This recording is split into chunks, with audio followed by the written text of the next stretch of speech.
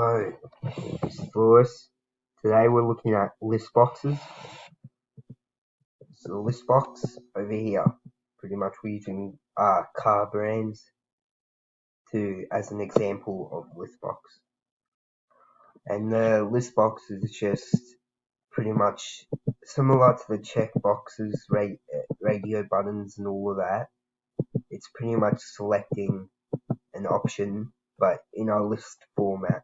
So I just pick one of these for an example, like a Mazda, select, and that's what it pops up with in the message box.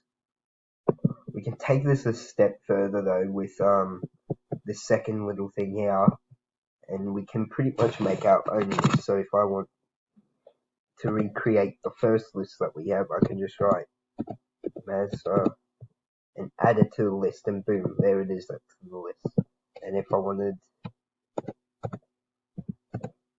Alden, add, boom, now we have a second car brand to the list.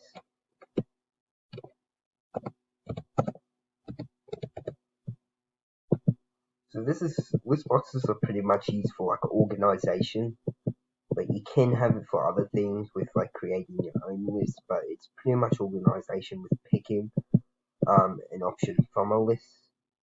That's kind of how like bookmarks in Google Chrome works. You just have a list there and you pick an option and it brings you to that website.